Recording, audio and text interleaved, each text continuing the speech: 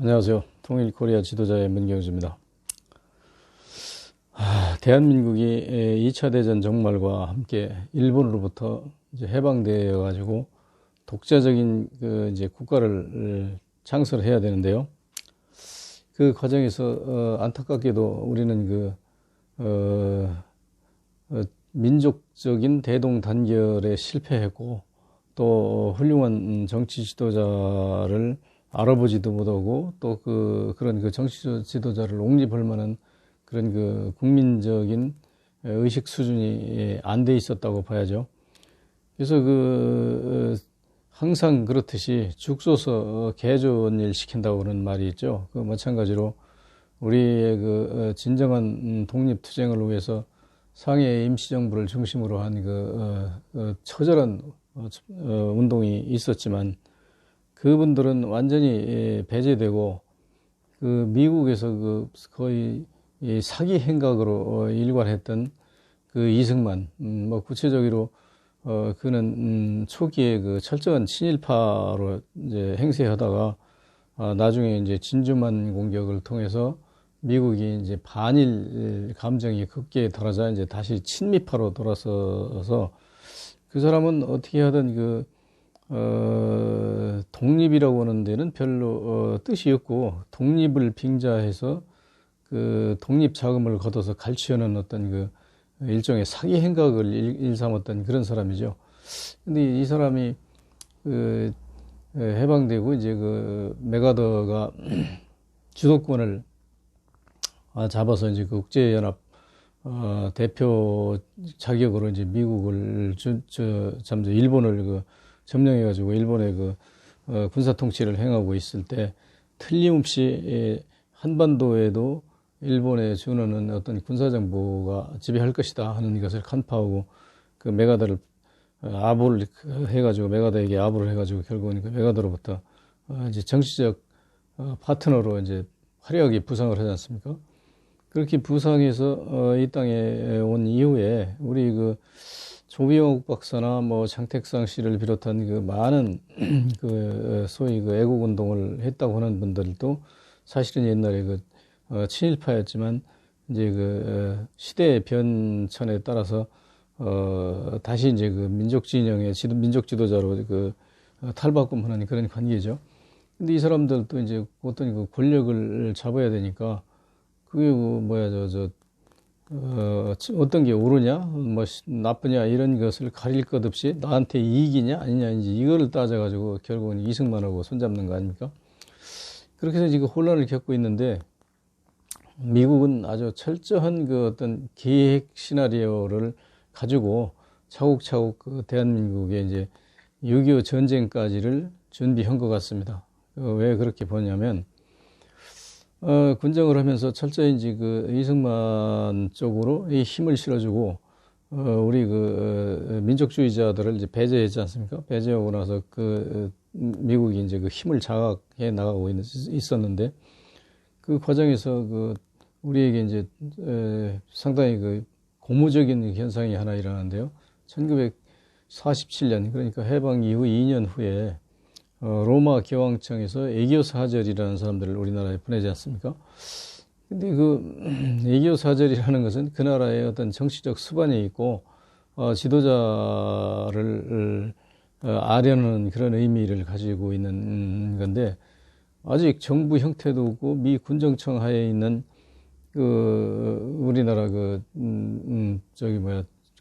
건국 준비단계에 있는 이 나라에 무슨 건국 준비 기구도 뚜렷이 없는 이 나라에 애교 사절을 보낸다는 건 상당히 생뚱맞은데, 거기에는 중요한 의미가 있어요. 하나는 이제 카톨릭이 어떻게 하든 일본으로부터 해방돼 가지고 조선이라는 나라는 어떤 독립된 국가를 세울 것이다. 세우면 조선에 있는 많은 카톨릭 신자들을 고무 격려시켜서 이 사람들이 새로운 정부의 중추적인 어떤 역할을 해야 된다 하는 어떤 당위성을 가지고 있는 것이죠. 그래서 사실은 또 그때 그럴 가능성들이 있는 게, 그래도 카톨릭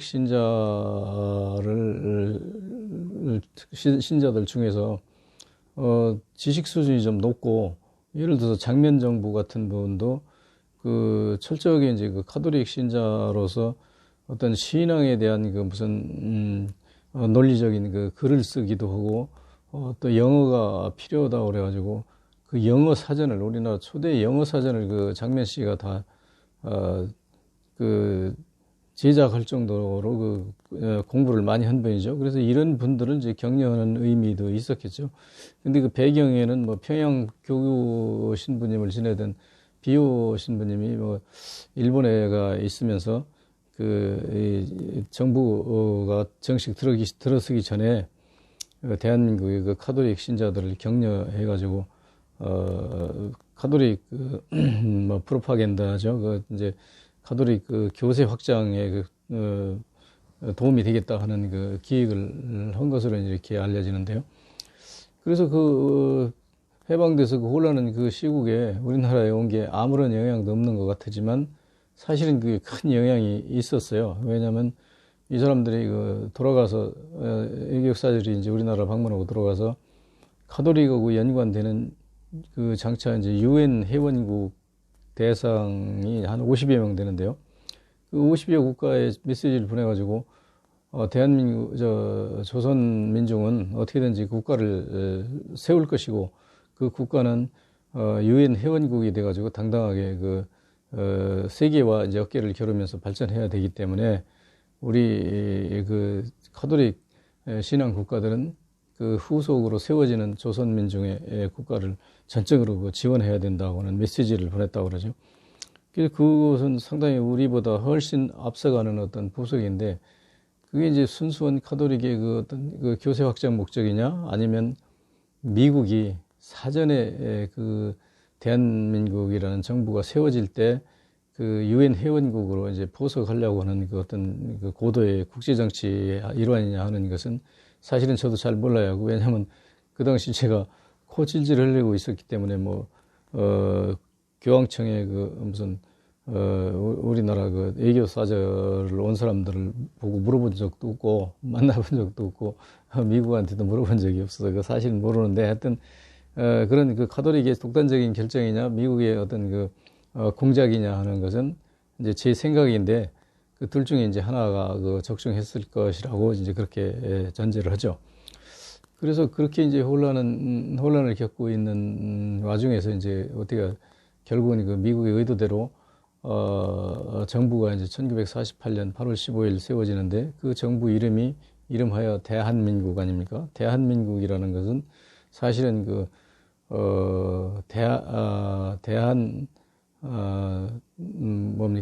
대한제국이죠. 대한제국의 고종 황제가 선포한 대한제국의 이름을 따서 이제 제자를 민자로 바꾼 거지 않습니까? 왜냐하면 고종 황제가 세우려고 하는 것은 이 자기 나라라고 자기 개인의 나라라고 그래가지고 임금의 나라라고 해서 대한제국을 선포했는데 이제 이 새로 세워지는 나라는 고종 황제의 그런 개념하고는 전혀 틀리고 민중에 의해서 세워진다. 사실은 민중에 의해서 세워진 것도 아니고 미국에 의해서 세워진 거지만 하여튼 형식은 민중에 의해서 세워진다 해가지고 대한민국인데 우리나라 이름도 이 문제가 있어요. 왜냐하면 대한민국에서 사실은 대는 크다는 뜻이고 민은 백성이라는 뜻이고 국은 이제 나라 국자 아닙니까? 근데 한도 나라 한자고 국자도 나라 국자란 말이에요. 그럼 이걸 한글로 풀으면 어떤 거냐면 큰 나라거든요. 큰 나라, 사람 나라. 큰 나라, 사람 나라.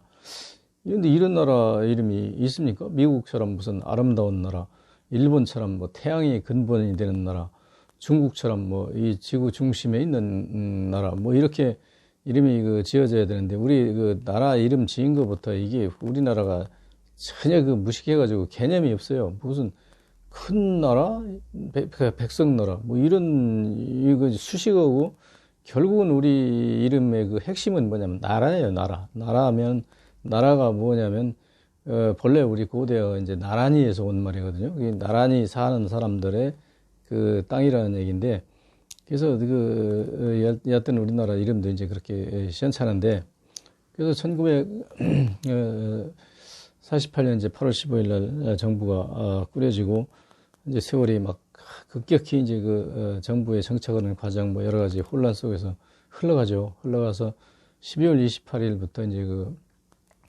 프랑스에서 유엔 총회, 3차 유엔 총회가 열리는데요.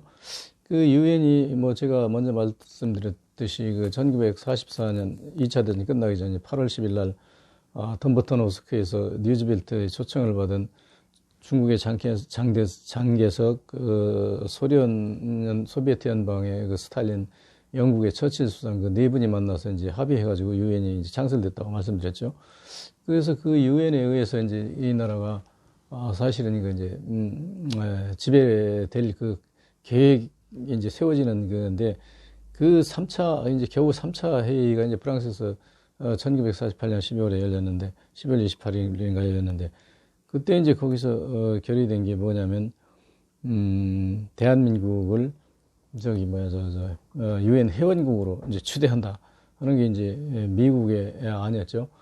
그래서 그것을 뒷받침하는 게 이제 아까 먼저 말씀드렸던 해방 이후 2년 만에 왔던 교황청 애교사절들이 우리나라에 와서 이제 애교사절을 이렇게 방문했던 그 여파를 가지고 유엔 회원국 50여 개국의 이제 장차 세워질 대한민국 한민족의 정부를 적극적으로 지지해달라고 하는 그런 호소도 있고 이래서 결국은 우리나라에서는 이제 조병옥 박사 무슨 김한란 씨인가 하여튼 카톨릭 교계의 모연숙 선생도 간 것 같은데 확실한 건 제가 기억이 없는데 하여튼 장면 씨를 비롯해가지고 상당히 많은 사람들이 유엔 총회에 참석하죠.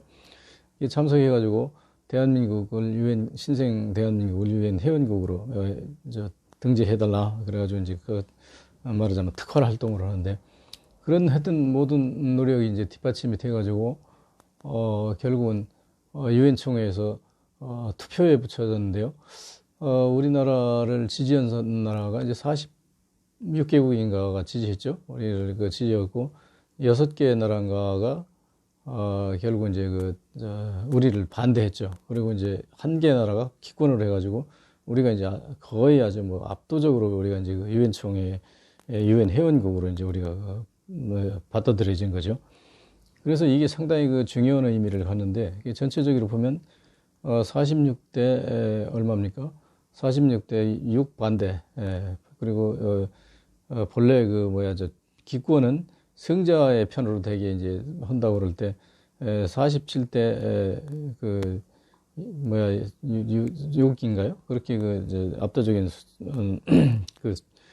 표를 얻어가지고 저희가 이거 유엔에 당당하게 가입했는데 가입하고 나서 그게 이제 49년 1월 1일 날 이승만 대통령이 긴급 전부를 보내서 미국에 치료하고 있던 장면 씨 보고 초대 대사를 하라 해가지고 이제 장면 씨가 초대 대사가 되지 않습니까?